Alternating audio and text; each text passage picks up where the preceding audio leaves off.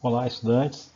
Então, retorno aqui para a parte final dessa videoaula 3, uma parte que deverá ser bem rápida, só para complementar e fechar o capítulo 1 do livro Sociologia Crítica do Esporte, texto que nós estamos abordando aí dentro da disciplina Políticas Públicas em Educação Física, Esporte, Lazer e Saúde, na unidade 2 dessa disciplina, no âmbito da Universidade Aberta do Brasil.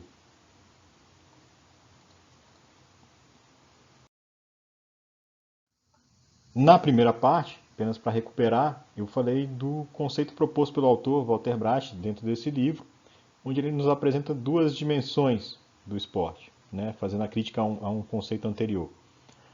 A dimensão do esporte enquanto atividade de lazer e a dimensão do esporte de alto rendimento ou espetáculo. No entanto, o professor Walter Bracht, dentro desse texto, ele também vai se preocupar em identificar interrelações entre essas duas dimensões e o que ele chama também de tendências diferenciadoras, ou seja, onde elas se aproximam e onde elas se afastam. O que elas têm de comum, o que elas compartilham e o que elas têm de diferente, o que as distancia. Né? Acho que é algo bastante importante quando a gente trabalha com conceitos e dentro desse conceito estabelece algumas categorias e classificações, perceber que elas não são, por vezes, elas não são totalmente desarticuladas, elas não estão totalmente separadas, elas não são categorias estanques. Né? Elas têm interrelações, elas se determinam, elas muitas vezes se contrapõem. Então, esse movimento é interessante que a gente consiga apanhar. E o professor nos provoca a fazer isso. Primeiro, falando aqui das interrelações, onde elas se tocam, onde elas se relacionam. Né? Então, o professor Walter Bart vai colocar algumas possibilidades. Né? Às vezes, o movimento é da atividade de esporte como lazer para o alto rendimento e em outro momento o movimento é o sentido contrário. Começando pelo lazer, no sentido da relação que ele estabelece com o alto rendimento. Uma interrelação básica é que dessa vivência do esporte enquanto algo como uma atividade de lazer, algo não profissional, que vão surgir, que vai fornecer os praticantes e os consumidores para o esporte de alto rendimento. Ninguém nasce, né? Ninguém começa a praticar esporte já profissionalmente. Né? Então, assim, da onde vem os chamados lá, talentos esportivos? Da onde vem as pessoas que se interessam a praticar esporte com frequência e tornam disso uma atividade profissional e buscam performance e passam a competir nacionalmente, regionalmente, nacionalmente e internacionalmente? Do lazer. Então você começa a praticar uma atividade de esporte no seu momento de lazer, você começa a ter um gosto por aquilo, você começa a criar uma rotina, você começa a querer melhorar cada vez mais, aumentar a sua performance naquela prática esportiva, e é daí que você começa a ter a criar um compromisso e fazer daquilo a sua atividade profissional. Quem não, quem pratica esporte, gosta de praticar esporte, faz isso até com frequência, mas que não torna disso uma atividade profissional, que não se torna um esportista profissional, normalmente passa a ser também um consumidor de produtos esportivos. E normalmente esses produtos esportivos eles nos são apresentados a partir do esporte de alto rendimento. Tá? Eu estou falando aqui dos produtos, mas também estou falando, a gente também pode consumir o próprio esporte de alto rendimento. Então eu gosto de jogar futebol, mas eu consumo, eu tenho lá eu pago um canal para poder ver as partidas do meu clube. Né? Eu gosto de jogar tênis, vou ao clube, jogo tênis, mas gosto também de assistir, e aí eu preciso ter um canal fechado, as partidas de tênis profissional. Então, assim, o lazer é da onde o alto rendimento vai buscar os seus praticantes e os seus consumidores. Fazendo agora o caminho contrário, o que a gente tem? O alto rendimento ele acaba influenciando o lazer, uma vez que ele acaba se tornando uma certa referência.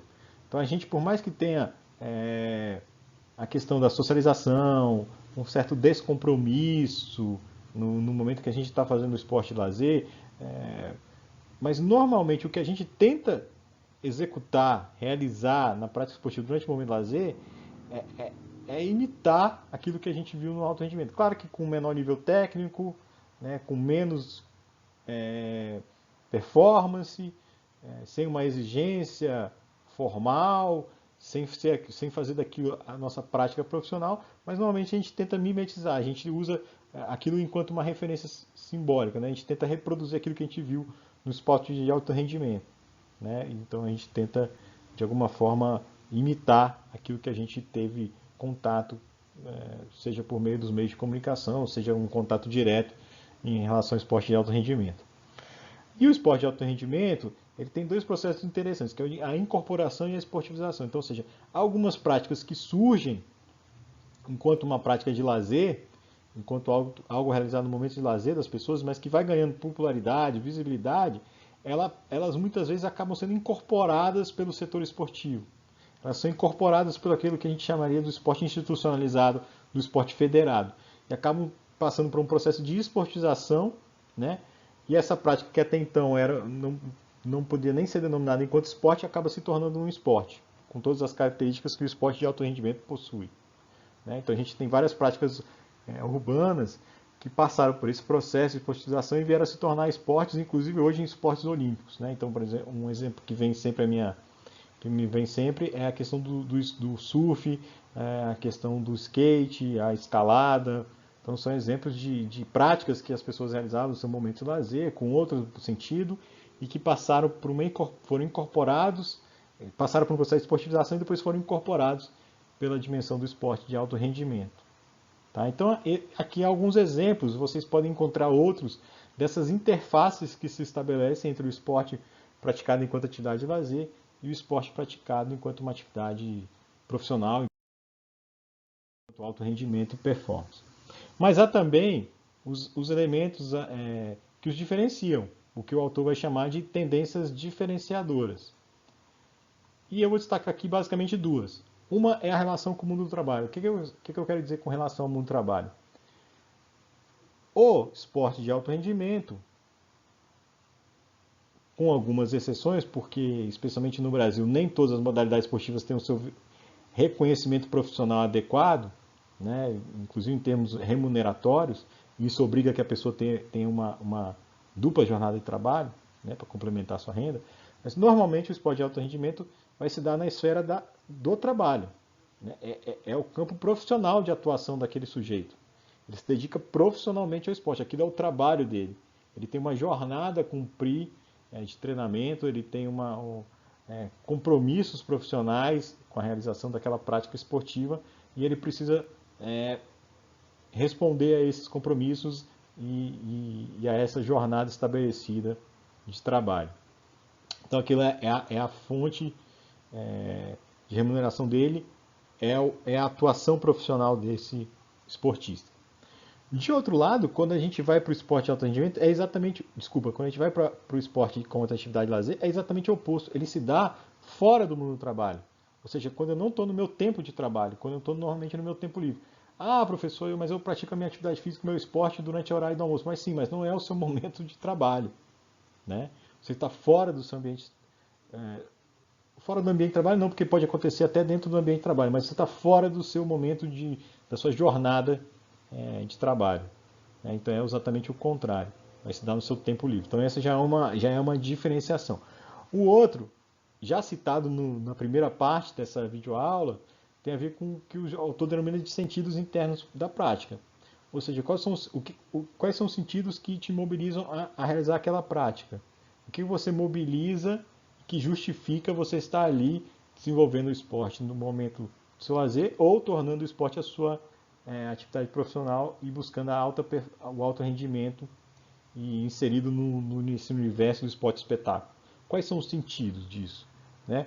No lazer, eu já havia citado, são normalmente sentidos que estão mais diretamente ligados à relação com o outro, né? A socialização, sentidos internos, né? A busca por uma melhor condição de saúde, a busca pela promoção da saúde, a busca por diversão, a busca pelo prazer, então alguns elementos subjetivos.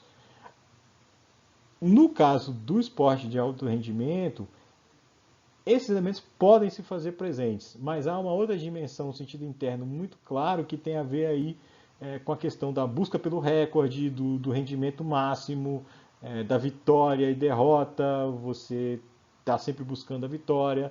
Então, existe esse sentido. Até porque a partir dessas conquistas, dessas superações e dessa busca do recorde, da performance máxima, que você também vai ter outros retornos que estão ligados ao alto rendimento, como o retorno financeiro, o reconhecimento por parte da sociedade e daquela modalidade esportiva. Então, são sentidos distintos, né?